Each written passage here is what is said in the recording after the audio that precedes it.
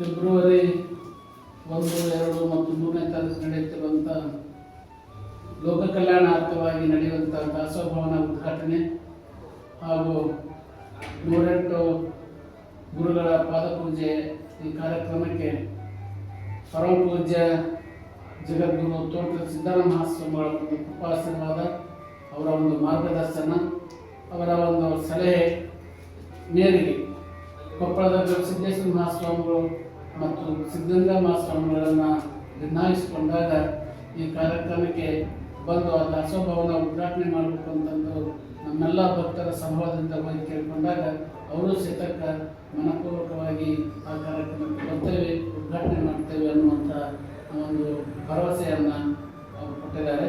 ಅಂಥ ಒಂದು ಅನೇಕ ಮಂದಿನೂ ಅನೇಕ ಜಗದ್ಗುರು ಸರ್ವಧರ್ಮ ಸಮ್ಮೇಳನದಲ್ಲಿ ಎಲ್ಲ ಸಮುದಾಯದ ಜಗದ್ಗುರು ಸಹಿತಕ್ಕ ಅವತ್ತು ಸಂಜೆ ಕಾರ್ಯಕ್ರಮಕ್ಕೆ ಆಗಮಿಸಿ ಆಶೀರ್ವಚನ ನೀಡ್ತಾ ಇದ್ದಾರೆ.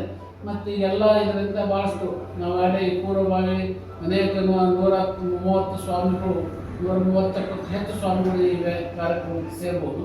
ಈ ಸ್ವಾಮಿಗಳ ಕಾರ್ಯಕ್ರಮಕ್ಕೆ ಸೇರುವಂಥ ಸಂದರ್ಭದಲ್ಲಿ ಮಹಾತ್ಮರು ದೊಡ್ಡವರು ದರ್ಶನ ಇವರೆಲ್ಲ ಹಳ್ಳಿ ಜನ ಹೋಗಿ ಮಾಡೋಕ್ಕಾಗೋದಿಲ್ಲ.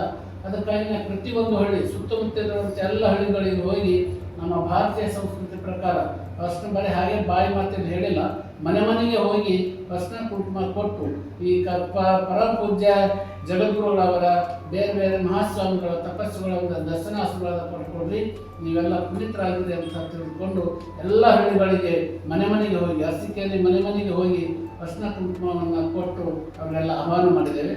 ಮತ್ತು ಬಂದಂಥ ಭಕ್ತರಿಗೂ ಸಹಿತ ದಾಸೋಹದ ವ್ಯವಸ್ಥೆ 2 ದಿವಸದ ದಾಸೋಹ ಸೇವೆಗಳು ಕೆಲವರು ಒಪ್ಕೊಂಡಿದ್ದಾರೆ, 3 ದಿವಸ ಒಬ್ಬರು ಒಪ್ಕೊಂಡಿದ್ದಾರೆ.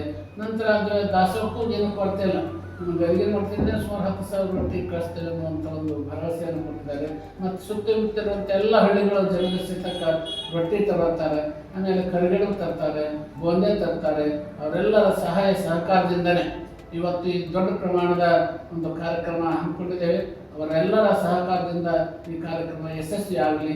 ಮತ್ತು ಅರಸೀಕೆರೆಯ ಸದ್ಭಕ್ತರು ನಾವಾಗಲೇ 2-3 ಪೂರ್ವಭಾವಿ ಮೀಟಿಂಗ್ ಮಾಡಿದಾಗ ಸಹಿತಕ್ಕ ಎಲ್ಲರ ಸಹಾಯ ಸಹಕಾರ ಮತ್ತು ಕೆಲಸಗಳು ಅನೇಕ ಮಂದಿ ಯುವಕರು ನಮ್ಮಲ್ಲಿ ಅದರಲ್ಲಂತೂ 1-3 ಮಂದಿ ನಮ್ಮ ಇಟ್ಗಡಿ ಬಸಣ್ಣ ಇರ್ಬೋದು, ಆಮೇಲೆ ಸಿದ್ದಪ್ಪ ಇರ್ಬೋದು, ನಮ್ಮ ಮುಸ್ಲಿಂ ಸ್ವಾಮಿ ಇರ್ಬೋದು, ಇವರೆಲ್ಲ ಆಮೇಲೆ ಸಲಾಂ ಸಾಹೇಬ್ ಇರ್ಬೋದು, ಆಮೇಲೆ ಮಹಾಂತೇಶ್ ಇರ್ಬೋದು, ಇನ್ನು ಅನೇಕ ಮಂದಿ ಯಾವುದೋ ಟೀಮ್ಗಳಲ್ಲಿ ಹಳ್ಳಿಗೆ ಹೋದಾಗ ಸಹಿತಕ್ಕ ಬಂದು ಅವರ ಜೊತೆಯಲ್ಲಿ ಜನಗಳಿಗೆ ಬರಲಿಕ್ಕೆ ಪ್ರೋತ್ಸಾಹವನ್ನು ಕೊಟ್ಟಂಥವ್ರು. ಅವರು ತಮ್ಮ ಮನೆಯ ಕೆಲಸವನ್ನು ಬಿಟ್ಟು ನಮ್ಮ ಜೊತೆಗೆ ಹಳ್ಳಿ ಸುಮಾರು 20-25 ಹಳ್ಳಿ ತಿರುಗಿದ್ದೇವೆ. ಎಲ್ಲ ಹಳ್ಳಿಗಳಿಗೂ ಸಹಿತಕ್ಕ ಅವರೆಲ್ಲ ಸಹಾಯ ಸಹಕಾರ ಕೊಟ್ಟಿದ್ದಾರೆ. ಆಮೇಲೆ ದೂರದ ಎಲ್ಲ ಪರಮ ಪೂಜ್ಯರಿಗೂ ಸಹಿತಕ್ಕ ನಾವು ಭಿನ್ನಾಯಿಸ್ಕೊಳ್ಳಕ್ಕೆ ಹೋದಾಗ ನಮ್ಮ ಅಣ್ಣಪ್ಪವರು ದೇವೇಂದ್ರಪ್ಪನವರು ನಮ್ಗೆ ಕಾರಿಲ್ಲದ ಸಹಿತ ದೂರದ ವೆಹಿಕಲ್ಗೆ ಹೋಗ್ಬೇಕಾದ್ರೆ ನಾನು ನಿಮ್ದ ಕಾರಿದು ಅಂತ ತಿಳ್ಕೊಂಡು ಎಲ್ಲ ವ್ಯವಸ್ಥೆಯನ್ನು ಅಣ್ಣಪ್ಪರಂತೂ ಈ ಭಾಗದ ಹಳ್ಳಿಗಳಿಗೆ ಹೋಗ್ಬೇಕು ನಾನು ಅಷ್ಟು ಪರಿಸ್ಥಿತಿ ಇರಲಿಲ್ಲ. ಇಂಥ ಸಂದರ್ಭದಲ್ಲಿ ನಮ್ಮ ಅಣ್ಣಪ್ಪ ಎಲ್ಲ ಹಳ್ಳಿಗಳಿಗೆ ಅಜ್ಜಾರು ಬರ್ತಾರೆ, ನಿಮ್ಮೂರಿಗೆ ಭಿನ್ನಾಯಮಾನಾಗಿ ಇದಕ್ಕೆ ಆಹ್ವಾನ ಕೊಡಕ್ಕೆ ಬರ್ತಾರೆ, ನೀವೆಲ್ಲರೂ ಸೇರ್ಕೊಳ್ರಿ, ಅಜ್ಜಾರು ಕಷ್ಟ ಕುಂಟ ಕೊಡ್ತಾರೆ ಅಂತಂದು ಪೂರ್ವಭಾವಿಯಾಗಿ ಎಲ್ಲ ಹಳ್ಳಿಗಳಿಗೆ ಸುಮಾರು 20 ಹಳ್ಳಿಗಳಿಗೆ ಸಹಿತಕ್ಕ ಅವ್ರದ್ದೇ ಮುಖಂಡತ್ವದಲ್ಲಿ ಎಲ್ಲ ಜನ ಸೇರಿಸಿ ಆಮೇಲೆ ನಾವು ಹೋಗಿ ಅವ್ರಿಗೊಂದಿಷ್ಟು ಹೇಳಿ ಅರ್ಶನ ಕುಂಕುಮ ಕೊಟ್ಟು ಬರುವಂಥ ವ್ಯವಸ್ಥೆ ಮಾಡಿದ್ವಿ. ಈಗಾಗಲೇ ಸುಮಾರು ಜಸ್ಟ್ ಜನ ಸೇರ್ಬೋದು ಅನ್ನೋವಂಥ ಭರವಸೆ. ಅವೆಲ್ಲರಿಗೂ ಸಹಿತಕ್ಕ ಪ್ರಸಾದ ವ್ಯವಸ್ಥೆನೇ ಸಹಿತಕ್ಕೆ ನಾವು ಸಿದ್ಧತೆ ಮಾಡ್ತಿದ್ದೇವೆ. ಆಮೇಲೆ ವೆಹಿಕಲ್ಸ್ ನಿಲ್ಸೋಕ್ಕೆ ಬೇರೆ ವ್ಯವಸ್ಥೆ ಮಾಡಿದ್ದೇವೆ. ಆಮೇಲೆ 2 ವೀಲರ್ ಬೈಕ್ ನಿಲ್ಸೋಕ್ಕೆ ಬೇರೆ ವ್ಯವಸ್ಥೆ ಮಾಡ್ತಿದ್ದೇವೆ. ಚೇರ್ಗಳ ವ್ಯವಸ್ಥೆ ಇದೆ, ಸುಮಾರು 5,000 ಚೇರ್ಗಳ ವ್ಯವಸ್ಥೆ ಇದೆ. ಹೀಗಾಗಿ ಅದಕ್ಕೆಲ್ಲ ಸಹಕಾರ ಪೊಲೀಸ್ ಇಲಾಖೆ ಇರ್ಬೋದು, ಕರೆಂಟ್ ನೀರು ಇರ್ಬೋದು, ಕುಡಿಯೋ ನೀರಿನ ಟ್ಯಾಂಕರ್ಗಳು ಇರ್ಬೋದು, ಶೌಚಾಲಯಗಳು ಇರ್ಬೋದು, ಹೀಗೆ 10 ಹಲವು ಆದಷ್ಟು ನಮ್ಮ ಗಮನಕ್ಕೆ ಬಂದಂಥ ಎಲ್ಲವುಗಳನ್ನ ಕಳಿಸಿ ಪ್ರಯತ್ನ ಮಾಡಕ್ಕಿದ್ದೇವೆ. ಆ ಪ್ರಯತ್ನ ಎಲ್ಲಿ ವಿಫಲವಾಗದ ಹಾಗೆ ತಮ್ಮದೇ ಸ್ವಲ್ಪ ಜನ ಸೇರಿದಾಗ ವ್ಯತ್ಯಾಸಗಳು ಆಗಬಹುದು. ಅಂಥ ಸಂದರ್ಭದಲ್ಲಿ ಸಚಿವ ಇದು ನಮ್ಮನೆಯ ಕಾರ್ಯಕ್ರಮ, ಇದು ವ್ಯತ್ಯಾಸ ಆಗಬಾರ್ದು. ಏನಾದರೂ ಅಂಥ ಘಟನೆಗಳು ಕಂಡು ಬಂದಲ್ಲಿ ಅದನ್ನು ಅಲ್ಲೇ ಶಾಂತಿ ಸೌಹಾರ್ದತೆಯಿಂದ ಬಗೆಹರಿಸಬೇಕು.